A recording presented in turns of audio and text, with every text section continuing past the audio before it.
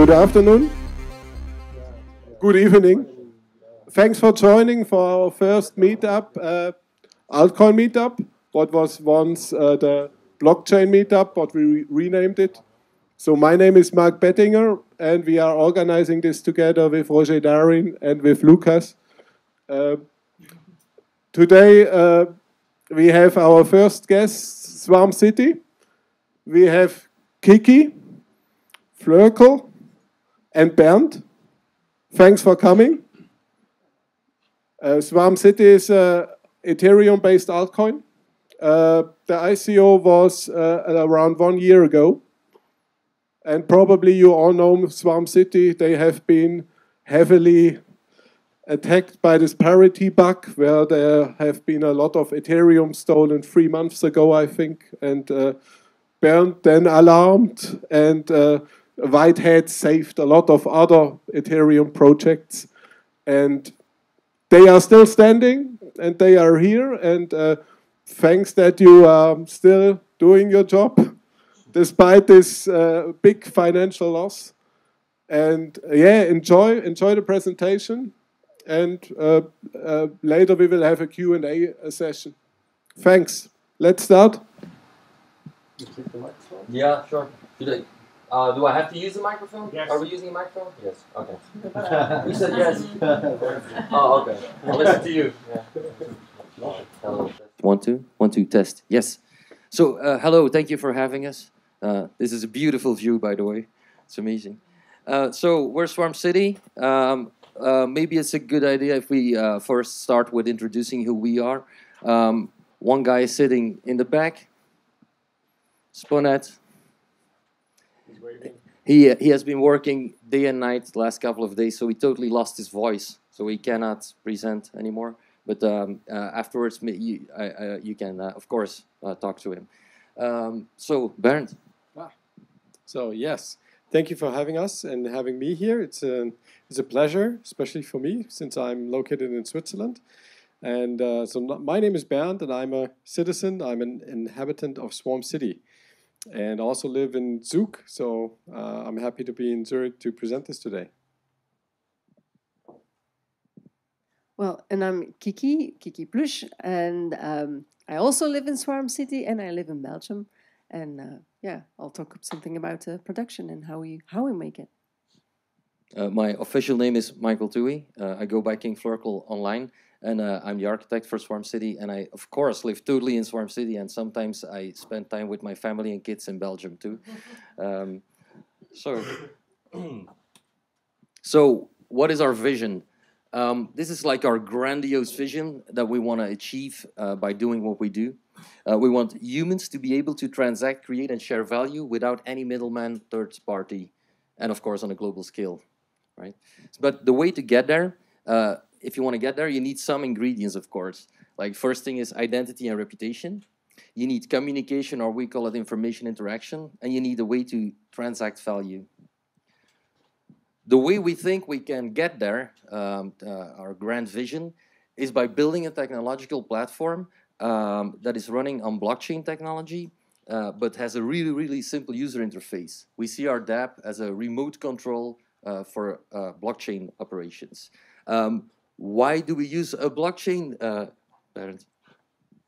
Yeah, before we go deeper into the technology part, where King Flurkel and Kiki will talk about, I will maybe explain or try to explain the business side of SwarmCity, because I'm sort of the business person. I'm not a developer. We're lucky to have 8 developers that are full-time working on a project, and 3 people like myself are not coding or anything. So, but why do we create SwarmCity overall, and why is it different from a service like Uber?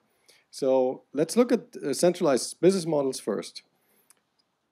So if you have a traditional commerce, we define commerce to be in communication and transaction. So 2 things, very simple.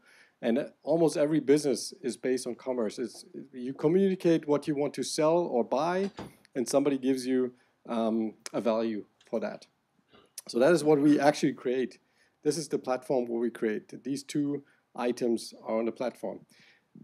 And if you look at traditional commerce, you have the marketplace. So let's take Uber as an example because it really matches. It is our heritage, sort of where we come from. We want to replace Uber, but overall we build a platform that allows us many more businesses to be created. If we take Uber, Uber is great at creating the marketplace. They have an app where riders and drivers can match, and this is very perfect. There's probably no one better creating this marketplace. Uber also has a payment provider integrated, so you can pay with your local currency. Uber does a lot of marketing. Uber gives support and does communication. So this is all within Uber.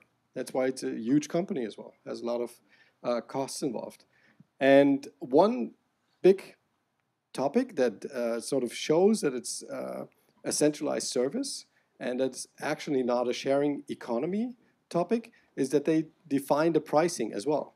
So a driver cannot, he owns the car, but he cannot decide on the price he takes for a ride because Uber decides this for him. So this is sort of a flaw in the system, but it's by design. Uber wants to focus on the rider, on the passenger, and not too much on the driver. And this is the main issue with centralized services. If you have all these stakeholders, you have people that work on the marketplace, you have people working on marketing, pricing, and everything, you have to please all your stakeholders. And they have competing goals. And sometimes it's not possible to really please them all. So you have a conflict of interest. Now, we're using the blockchain technology because we believe it will disrupt every industry. And why do we think it disrupts? Because it's decentralized. And we think everything can be decentralized. Every business model can be decentralized. And what we mean by decentralized is that you take all these parts and separate them. You give people the opportunity to create a marketplace. Other people might be the marketing solution, give marketing to this, but they're not in the same entity. You have people that give support, you have people that do communication for the same product, for the same idea, but they're not in the same entity. And what we actually do is we use the blockchain for the payment system and many things more that will be explained later, but just from a business perspective, we use the blockchain for the payment system and we allow drivers to decide on the pricing. So the person who owns the good can also decide how much he wants to receive for giving a service or selling a good. And now if you imagine, if you take this and many players will come into the system. So you have not just one marketplace, and this is what you have today as well. You have Uber, you have Lyft, you have other ride-sharing companies. So you will have many marketplaces, maybe on the same topic. But then you also have competing, we call it hives. So a hive is a group of people that have the same interest and support each other. So you have maybe a marketing hive, and then you have many, many more marketing hives that will want to compete or want to participate in this marketplace. And they compete in that. So we have these parts separate, and we have communication hives and support hives. So if you separate that, all of them want to solve a problem that the user has, not a problem that their business has. Because the business will prosper if you find a good solution for the users. So this is the reason why we use the blockchain technology. Let me just see if I have this slide here. Yes. So why do we need the blockchain technology overall? First of all, it's the payment system, but it allows us, since we use the Ethereum blockchain, to create smart contracts that distribute fees or wealth through many participants, many stakeholders. So if you have one payment, then you can distribute this to many participants in these many stakeholders that you've seen before, even if they're not in one entity.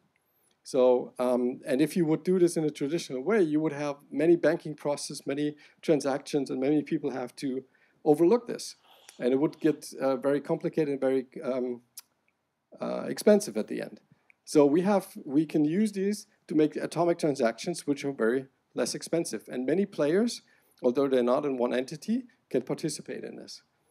And the non-blockchain based solutions or results you have is higher motivation in each segment. Everyone wants to participate. Everyone wants to be wants to receive the money.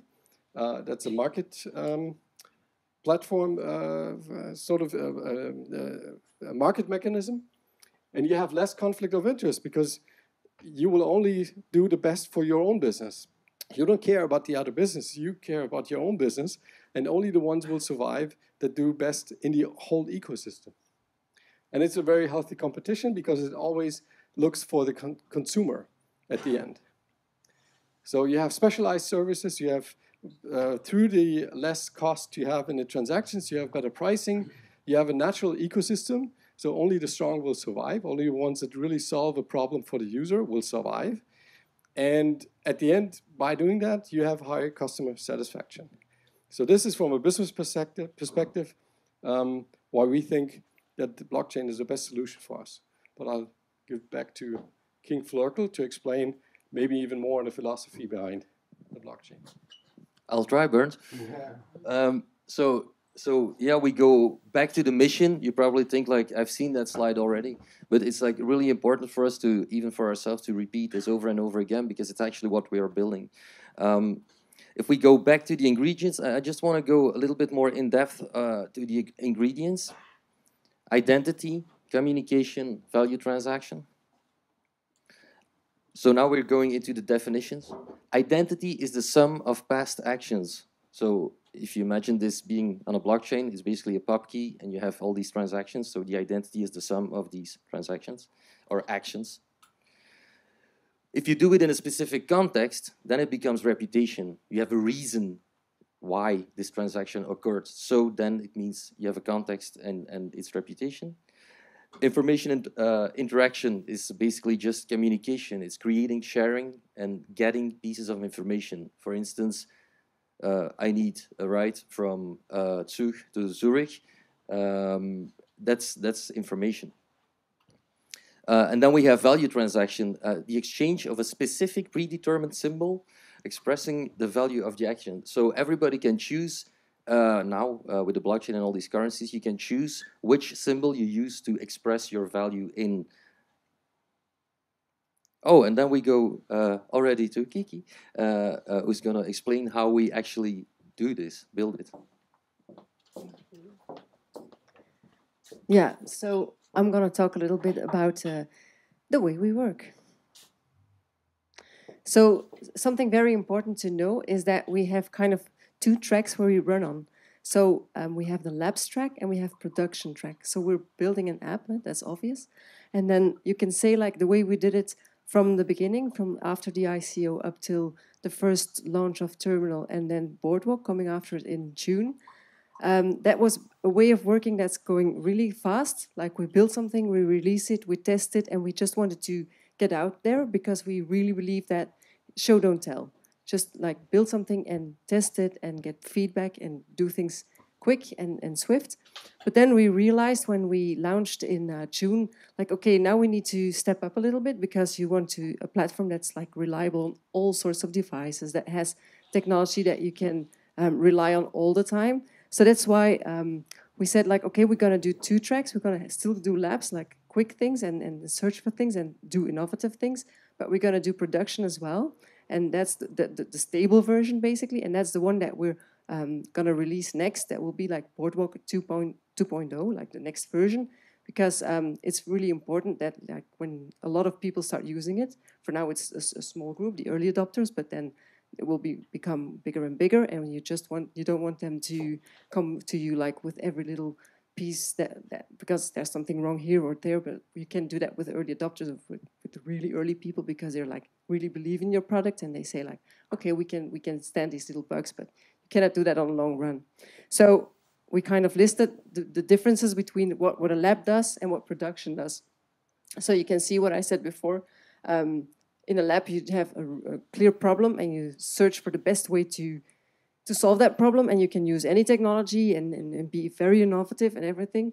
But in production, you cannot do that. You have to learn from labs, but you have to choose for like production-ready tooling, for example.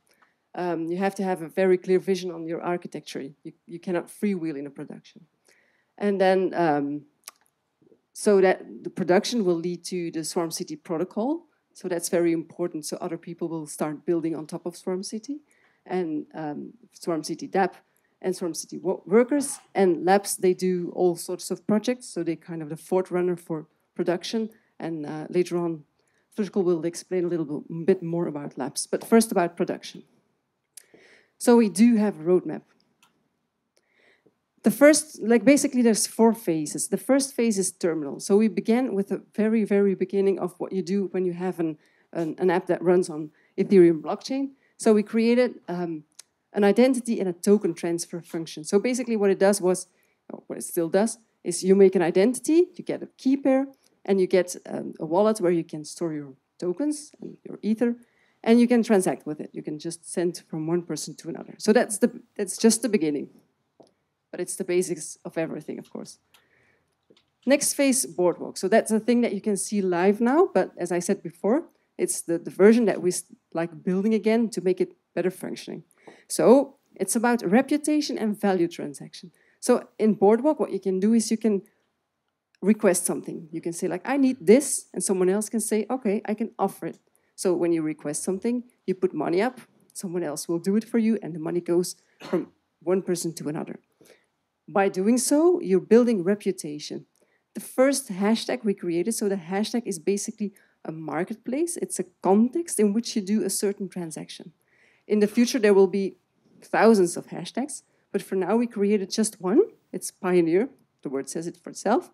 So it's the first one, and you can build reputation by doing transactions, like putting up requests or by answering requests in hashtag Pioneer. So that's basically what happens now, and you build reputation in this specific context. You will prove forever, because the reputation is minted on the blockchain, so you can prove forever and ever that you were like within the first people that were active on SwarmCity in this hashtag. Later on, when it's hashtag Netherite, for example, you can build reputation in Netherite context. So that's the whole philosophy of the Boardwalk. Next phase is Storefront. So Storefront is basically the same as a marketplace, but it has a specific GUI, like a specific interface. For example, you can imagine when you have something to do like Netherite, when you have just the hashtag with I need a ride, and it's in between other things like I need a pizza, it will get lost. So you want people to kind of gather around in a certain marketplace that's Netherite, and we want to have a specific interface, for example, a map. That's obvious, and we all know things like the features that an Uber has, so that will be features that you need in a specific hashtag Netherite. So you can build, that's what we're going to do as a first example of a storefront, we're going to build a specific interface for the marketplace Netherite. In this phase, when we will be building this, we will be starting to document everything and to make sure that like this serves as an example for other people to start building their own storefronts. So we're going to document it, and we're going to make sure that developers can basically look at it and say, okay, I have an idea for a storefront with a specific interface. I'm going to build it now, looking at the documentation that we will provide. And then the fourth phase, that is the hives phase, as Bernd said already. It's like basically people organizing together.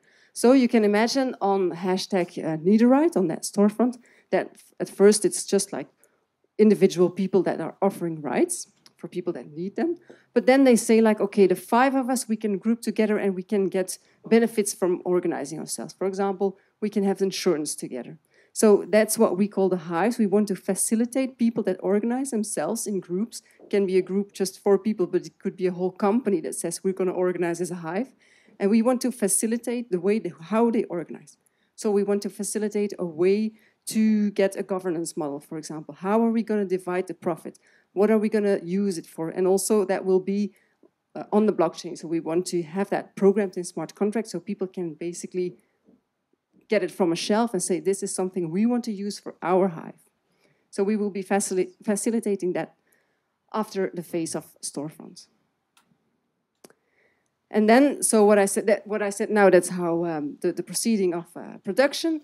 And then we have labs. So what labs does is they solve more than just the problems that we as SwarmCity have.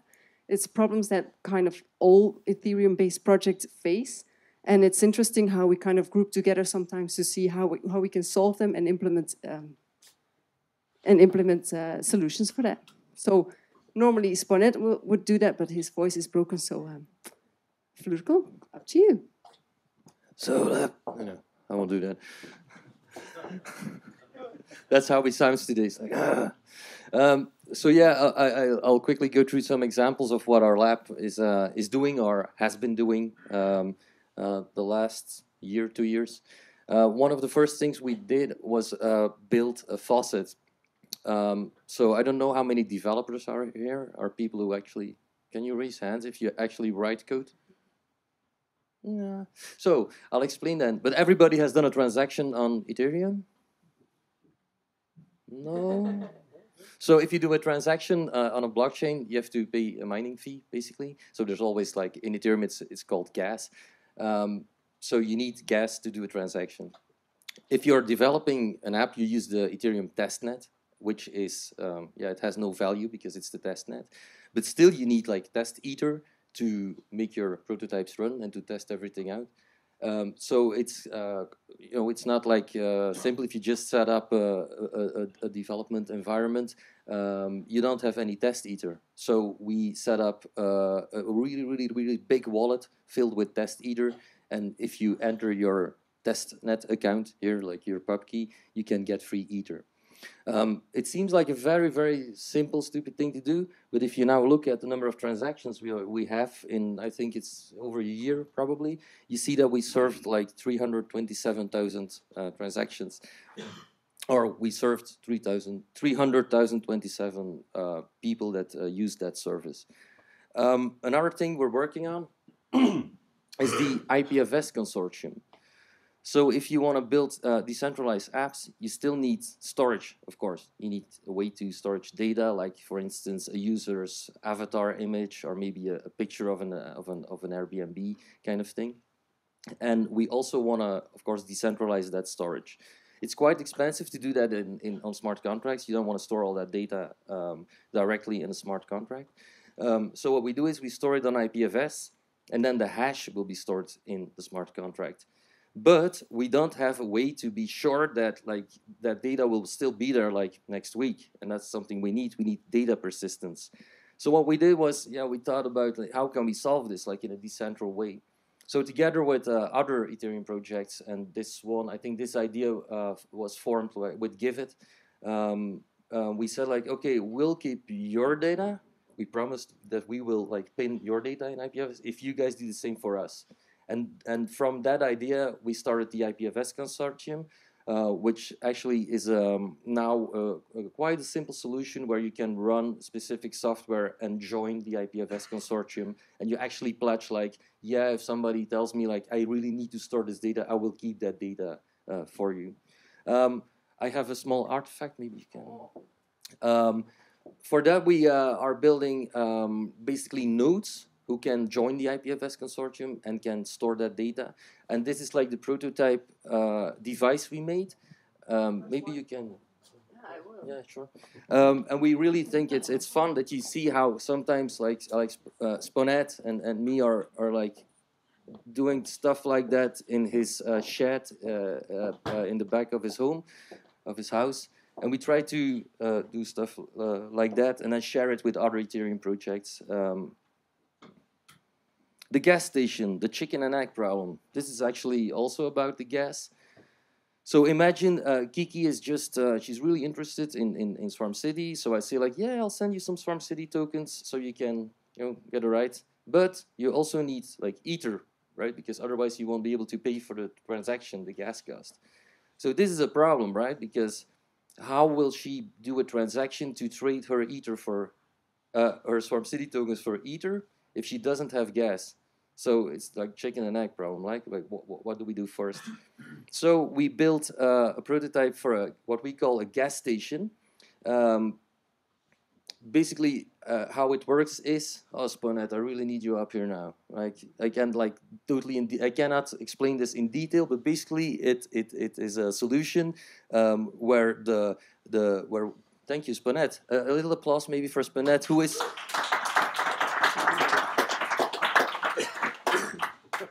Yeah, sorry about my voice, so it's really gone. So thanks for pitching in for me. So I will keep it very short.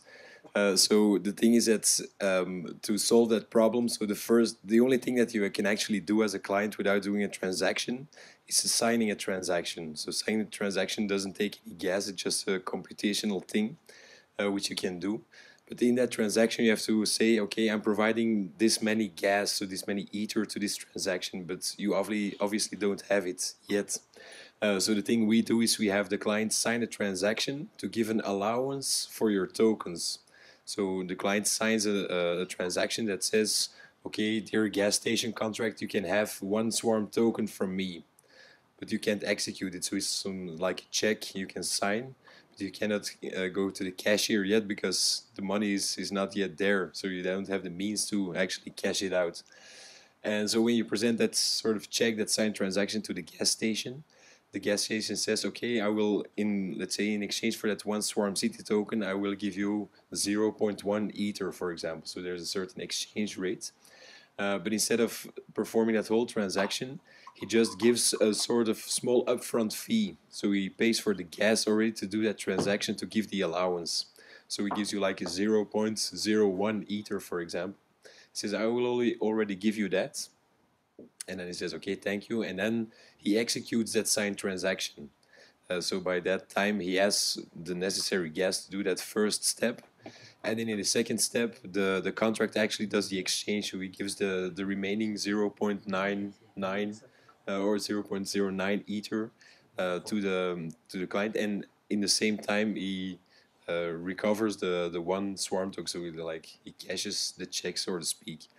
Now, the thing is that we cannot prevent from people trying to game that system, because you could say, okay, give me that upfront money and I will not do that second transaction. So we put a number of things in place to prevent that from happening. So we just check some prerequisites. So for example, it must be the first transaction that account does. He must have Swarm tokens, and he cannot have ether. So these are the 3 prerequisites that we check.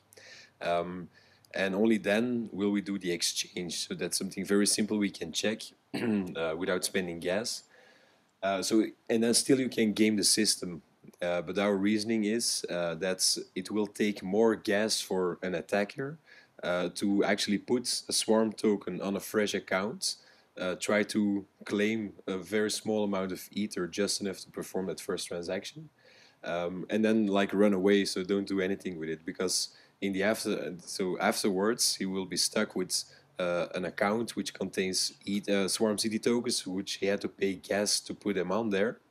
And then we will have a very small amount of gas which he basically stole from our gas station.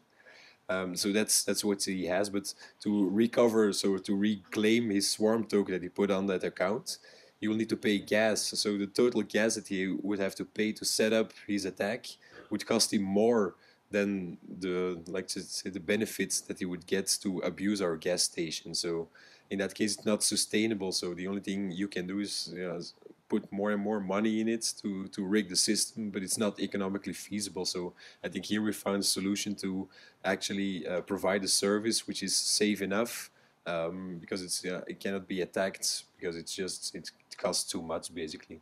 And that's our solution, and I think it's also a solution that allows us to also give something back to the Ethereum community, in the sense that this is a solution which can be applied to any ERC20 token, and basically to any altcoin based on Ethereum. And so we envision that a lot of other dApps might need the same similar solution. So it's all open source, so they can just take our code and use it for their own token. And I'm going to. To me, wait. To me, the fun thing is that we live in Belgium, right? So it used to be that if we needed real gas with our car, that it's cheaper to go to Luxembourg and have gas there, because it's lower tax. So I hope people from other projects will come to SwarmCity because the gas is cheaper there. Thank you, Sponet, for doing this, man. Thanks.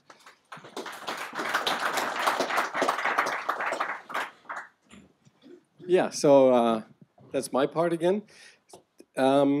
As Mark already said in the beginning, we've the funding that we received last year in November is gone. So that there was a hack in the Parity wallet, and we lost all our funding. So still, we continue on developing this platform, and one developer that is not here today in our community, he talked to me about it, and he said, "You're actually like Baron Münchhausen now. You're pulling yourself out of the swamp by your hair, because we're using our own token to pay other people that develop on the platform, that support us.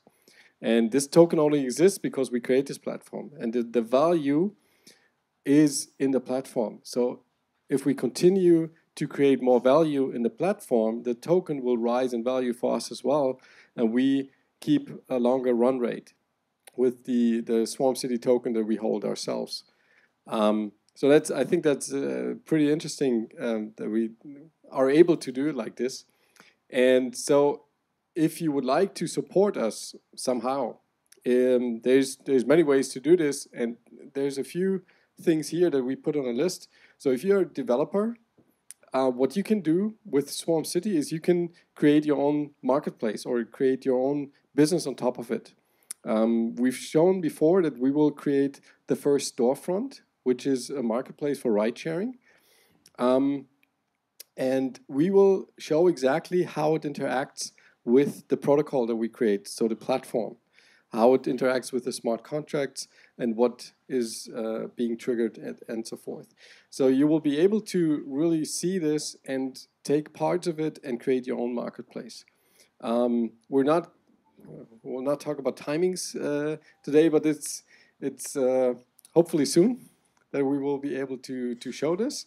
And but you can look at our GitHub account also today and see if you have specialties in the code or in coding already, especially in the labs part maybe, that you can support us in looking into these topics. And if you're interested in what we're doing, and there's many other projects, as we said before, that are in this part with us together, we're solving problems that everyone will have. And so maybe you want to contribute to that.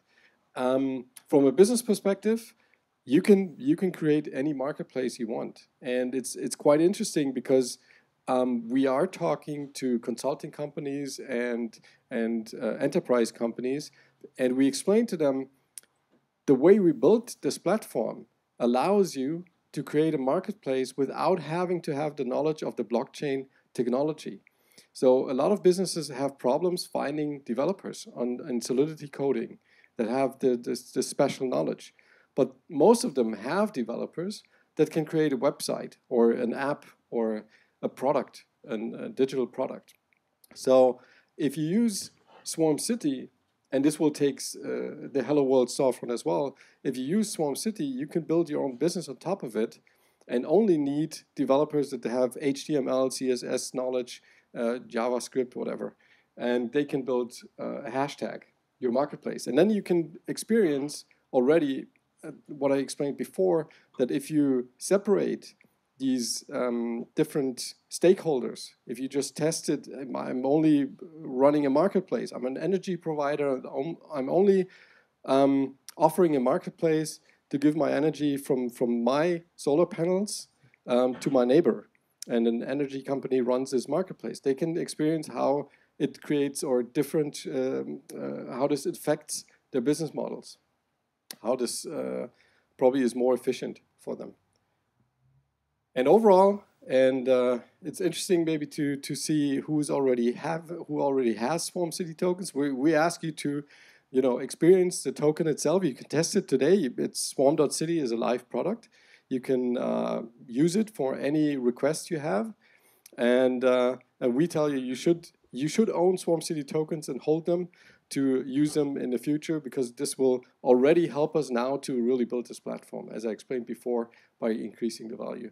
How many here have SwarmCity tokens? I'm just interested. Very good. That's very good. There's some faces I don't even know. So that's, yesterday we had the same meetup and I knew all the faces that put their hand up. So that's very good.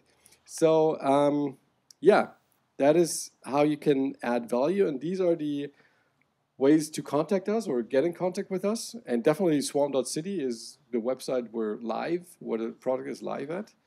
But you can see on Medium, you can see how we explain our philosophy, but also the releases we have. On Reddit, we're very active. If you want to contact us directly, it's very easy in our Slack group. And we have, and this is maybe interesting to mention as well, this project has been created on Facebook. I haven't told the story yet, but today I'm telling the anecdotes. So SwarmCity has, or the idea of creating a blockchain-based ride-sharing has been created because Uber dropped out of one city in the US or many other cities. And drivers organized themselves through Facebook and offered rides on Facebook, which is a centralized service again.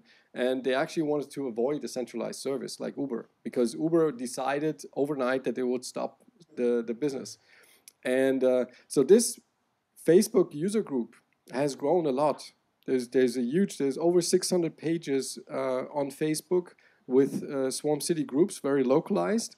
And you will find almost any major city, especially in the US, that has a Facebook group. And you can actually request rides through Facebook now if you want to. This is not, we still have to migrate at one point this community to the blockchain product. But this is really, this project is driven by the community. So this is very interesting. So we're not creating a solution to a problem that we think others have. But we're creating a solution for problems that really people have, and they wanted to find a solution. And as said before, GitHub is where you find the code and the information about a product from a developer standpoint. I think.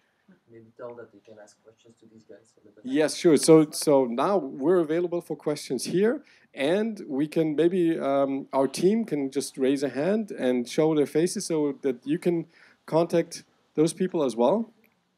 We have a lot of people in the background, mostly developers, as I said, so very knowledgeable, and they can explain much deeper and better than I can what it takes to build this product. There's a question already. Yeah?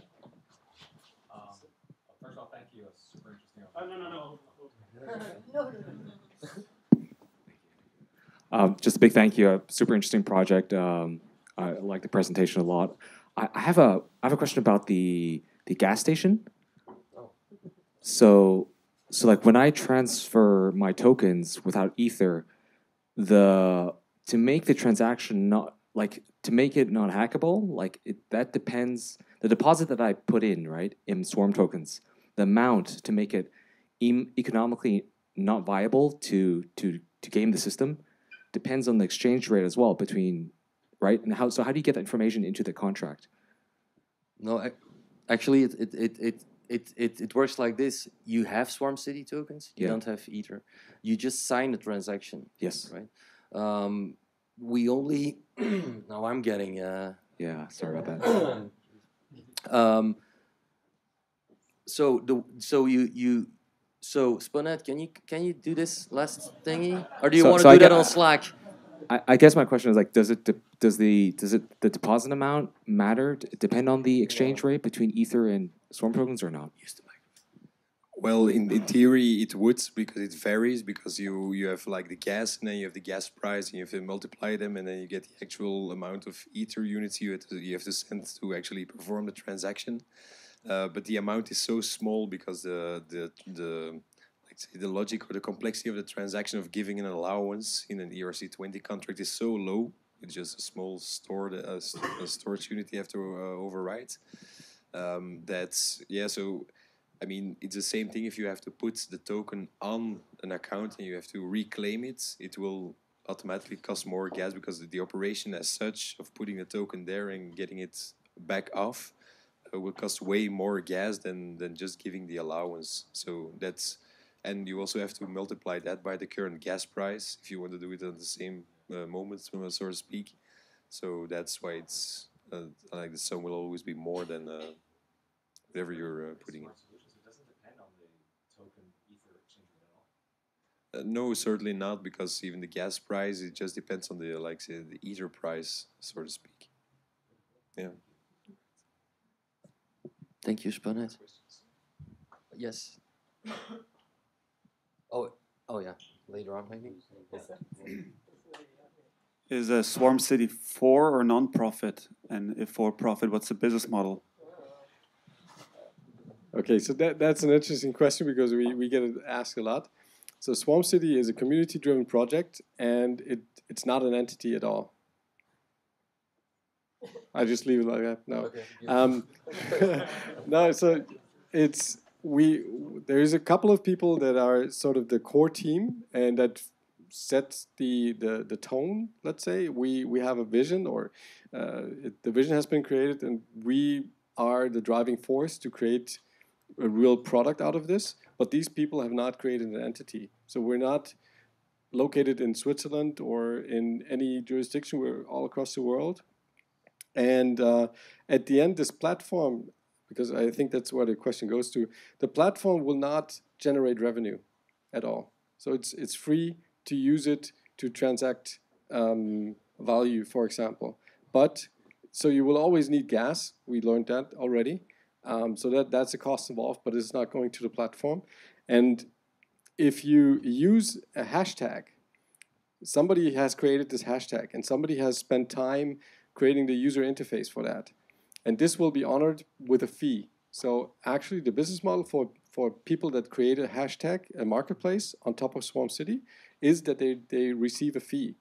And there's even, maybe it was not so clear, if you look at the different stakeholders, you might have somebody creates a hashtag, the user interface, which is a map, a gallery for pictures, some other tools that make the user interface overall.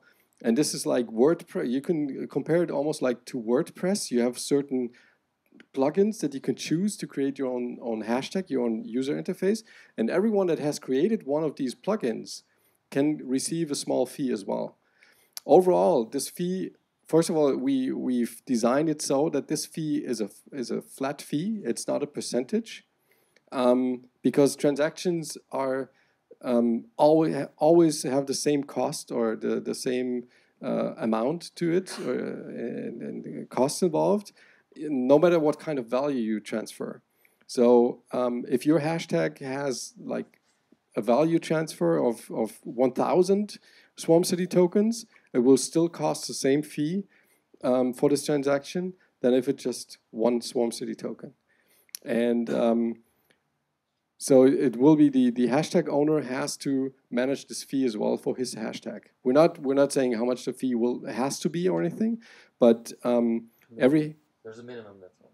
Yeah, well, at least a minimum. So does this answer the question? Maybe. How do you value the token? How do you value the SwarmCity token? It's the market value is the token. It's traded on exchanges, and people are willing to pay something to buy it, and people are willing to sell it. So that's how the token price comes to life. And so maybe on the token itself, we have a fixed amount of tokens available. In total, it will be 9.5 million tokens that are available overall, and we will never create more tokens. We're not capable anymore to create more tokens. But it has 18 digits. And if you look at marketplaces that can be created, if you compare Uber and would say Uber would be exactly on SwarmCity, they have 1 million transactions per day. So if Uber would use SwarmCity, it would break Ethereum, first of all.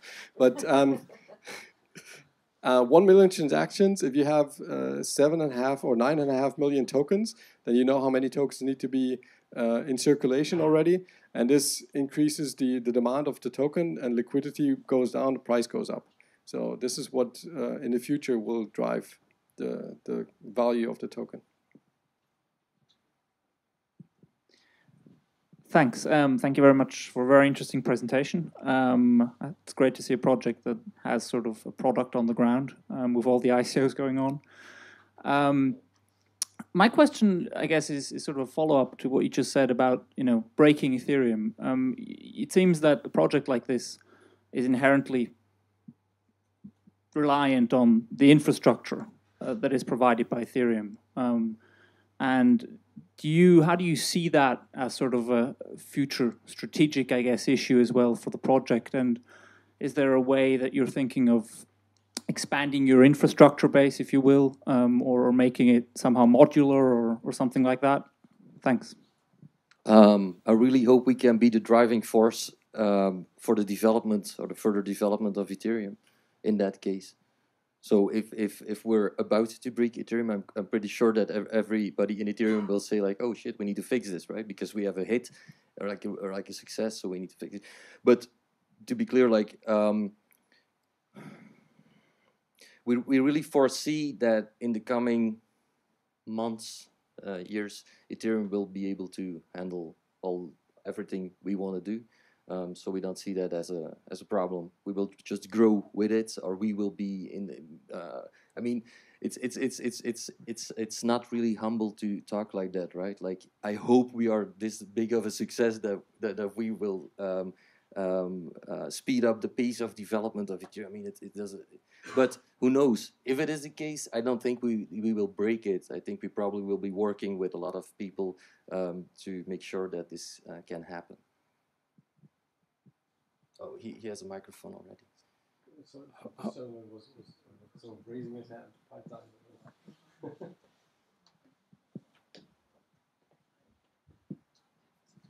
Thank you for sharing your vision of how people interact in the future. My question is, if you look at Uber, why they just move their platform into a marketplace provided by SwarmCity, and then they do the same business model on SwarmCity. So would work as well. It would definitely work, and it would benefit the whole system. So it would benefit drivers and riders. So, but it would be a different business model for them. They would really scale down on the core competency that I think they have, which is the marketplace. So it would eliminate a lot of overhead that they have. They don't need to worry about marketing and all that, because a lot of drivers will market this marketplace because they have their own interest, they have their own benefit of doing this. But I think the investors will not like that very much. They've invested a lot of money, and the revenue stream will be lower. The cost will be lower as well. But that's not. I think revenue is more important to investors than cost-revenue relationship ratio. But maybe I'm wrong on that. Mark, pricing model. Uber has a really complicated pricing model, right? It's really depending how much you are ready to pay anymore. Not about the distance, it's easy how they make money now. Mm-hmm. It's not, their vision is really to make a pricing model really, and with this you cannot, because it's a driver deciding, no? Exactly. So I think what is interesting to understand as well, why we have this token, is that we're an open source project, and the token binds the community to the project. So if we're good enough in creating an interesting project or product, then people will use it, and this will grow the community. And we've explained it before, reputation is based on your interactions. So it's based on using this token. If another player would come and use the platform but integrates his own token, he would have to create the whole community himself, which is possible, but it takes a lot of effort. And so if Uber would come and they probably would create the Uber token, then they would have to create the community that accepts as well, which they might have because they're already a well-known brand. But again, it comes down to the business model that they probably will not support.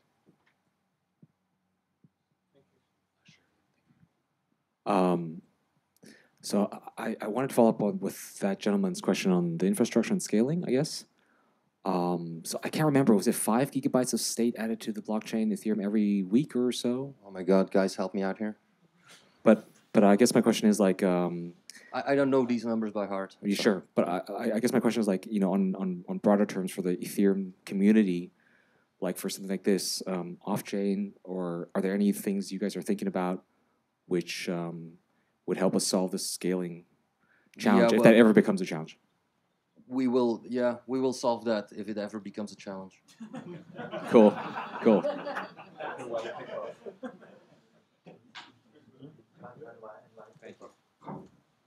Oh, we have a hand here. In the front. Here in the front, yeah. Why did you choose IPFS storage-based solution? Financial reason or technical? Was it a It technical just reason? works. It works. Okay. Did you look at minor box? No, sorry, I don't want to. But seriously, because it was what, like the thing like 2-3 years ago when we started like developing prototypes to do this. It was a thing that worked. And then now you have new, of course, you have probably like 5 ICOs I don't know of that want to solve the same problem. We are looking into Swarm, of course, to go full stack Ethereum.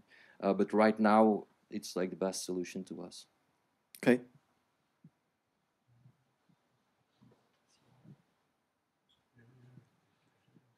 How does your platform compare feature-wise with other similar marketplace platforms, for instance, OpenBazaar or others?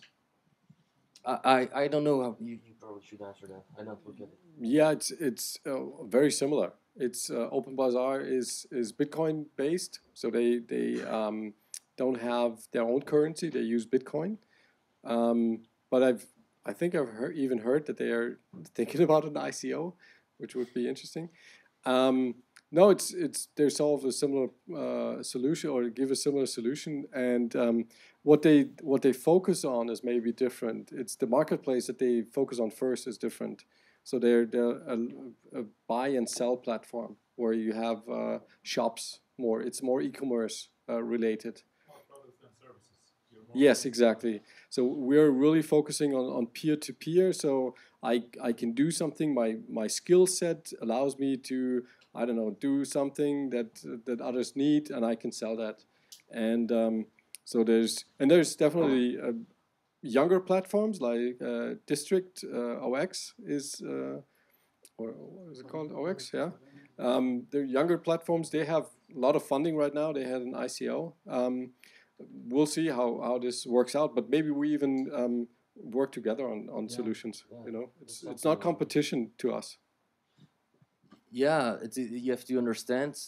To us, Ethereum, it has no. Vitalik always says like Ethereum has no features, right? It's just like it's just like a protocol, etc. But to us, it's like I think every Ethereum project or almost every Ethereum project is trying to solve the same problem, which is like, oh, we see this technology, and if you understand it, you know it can truly revolutionize the world, basically.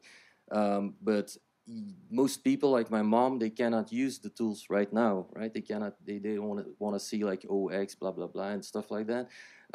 So we see it as our mission, and I think a lot of other projects too, to actually bring the promise of Ethereum to like normal people, like non-developers and non-nerdy people. And everybody does that in his own interpretation. We do it in a very free market commerce kind of way. Other people are doing it for non-profits. Others are doing it more like governmental organizational structures. But in the end, I think we're all trying to solve the same problem, which is, you know, I can maybe go back to our like grand vision, and it's basically just, I think a lot of these projects, oh God, yeah, I think a lot of projects, even in the entire like kind of blockchain space, share this vision. It's just we just have like a certain way of expressing that vision. Thanks a lot. I appreciate it, all the information. I have one question concerning fake reviews. Does your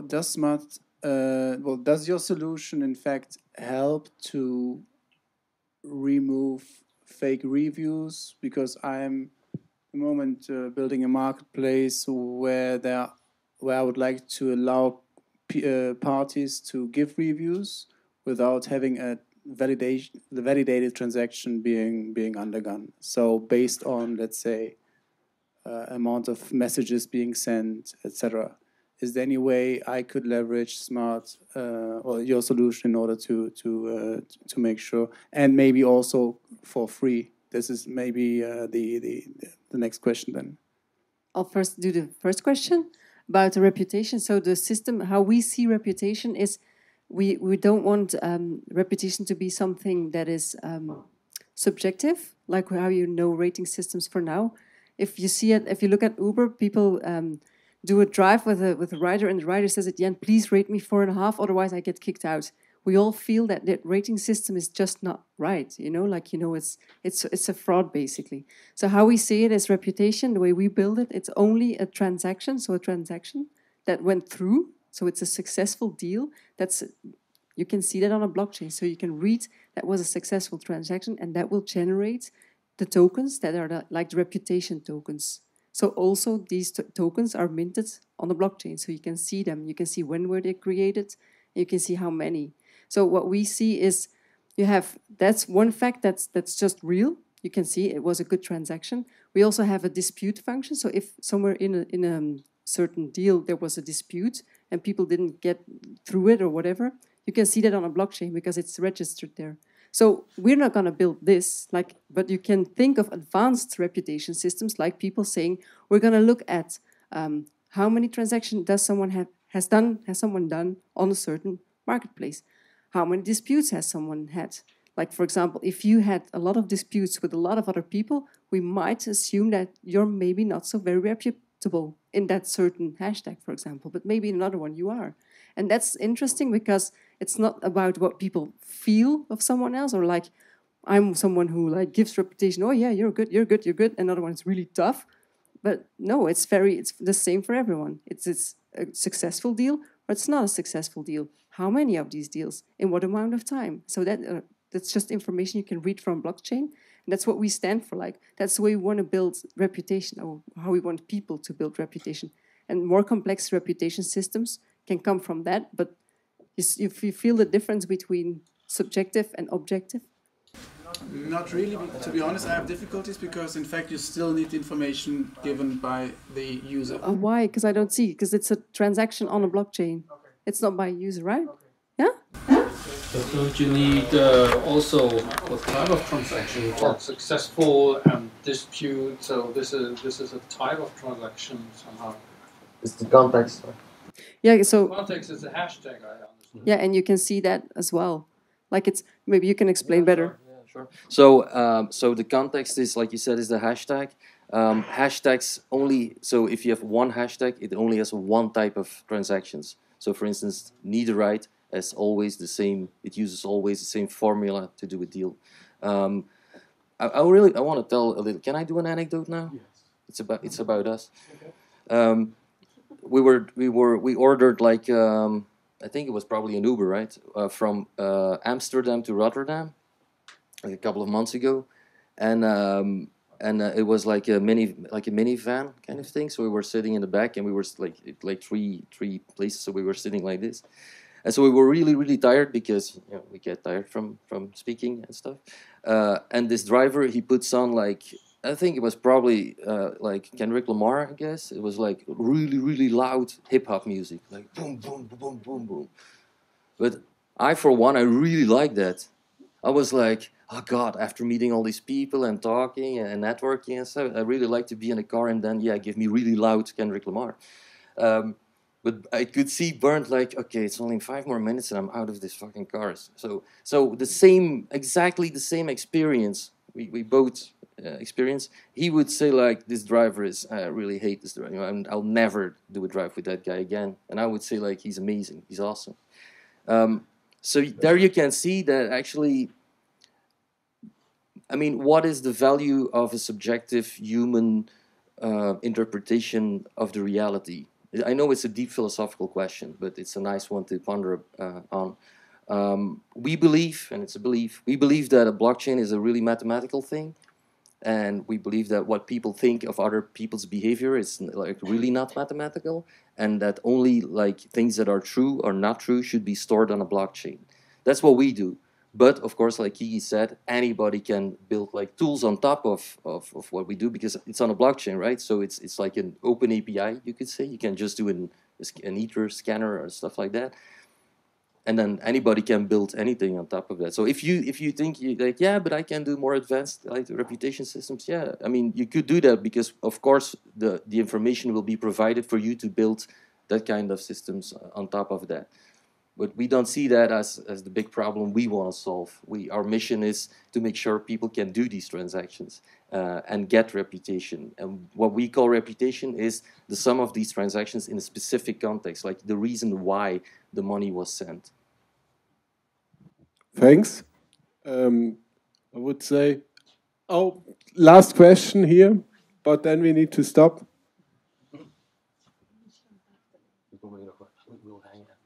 Yeah, we're here anyway, so.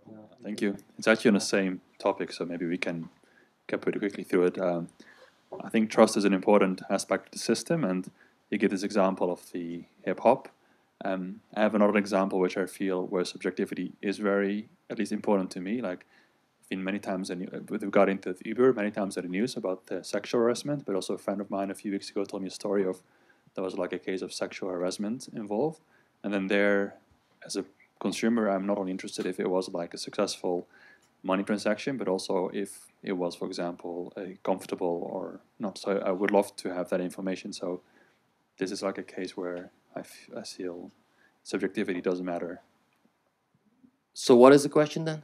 Like, for example, this particular case of sexual harassment, like where... I think you should go to the police then.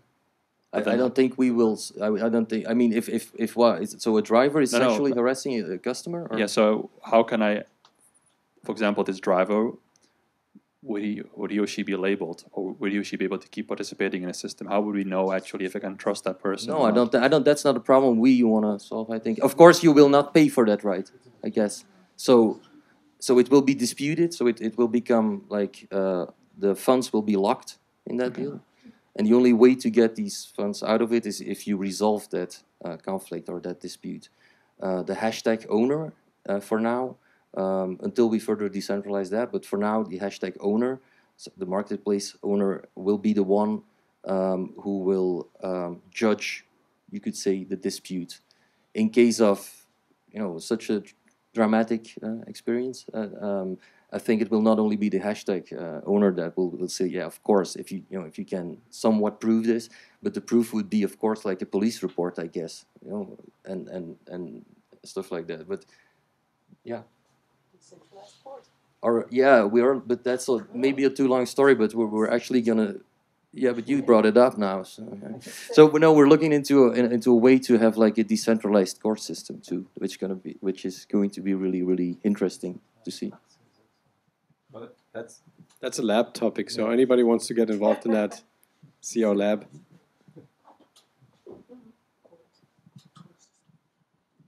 So,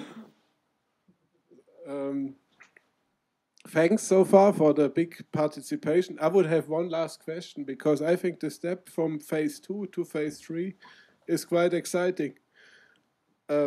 I used SwarmCity since it was out, and at the moment the user experience, of course, is quite limited because you have just this pioneer hashtag, and I have done a transaction with Bernd to check the system. It was working, but it's the to have a nice GUI and the map.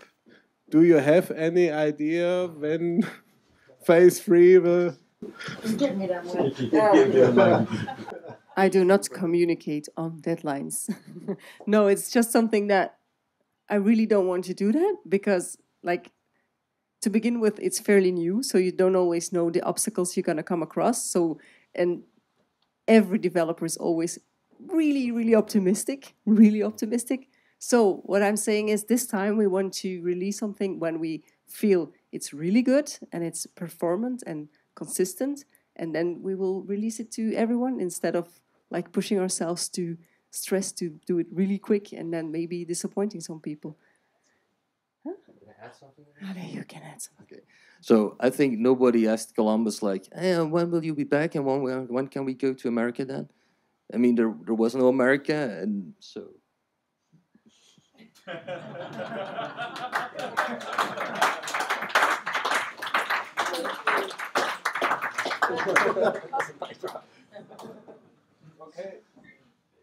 Okay, many thanks. Thanks, Kiki, King Flurkel, Bernd. Thanks also for your big participation in this project.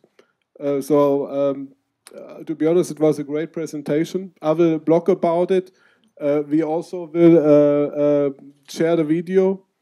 Roger, as always, will show it live then. And we will go on with altcoin meetups. We will think about ideas. To give you some meat around the bone, for us it's important to help to keep this clean. That means, to be honest, most of the existing altcoins that are legit projects, but in the last weeks and months we have had a lot of ICOs, what I see quite critical, because most of them, they get a lot of money, but the business model is not substantial. So it's difficult. We also won't provide here any ICO meetups. We get asked every day, to be honest, but we want to get this separated. That means interesting projects that offer value, additional value. I see you appreciate this, so we will go on and we will think about further projects what we can share here and offer additional value and that are legit, so that we have a community here that is fine and that we have no scams, ICOs that are very, very difficult, or multi-level marketing schemes, what we see also a lot. So thanks for participation. I'm not sure you know a bar we have nothing here prepared, but probably we will find a solution to keep in touch this evening. Okay, thanks a lot. Thank you.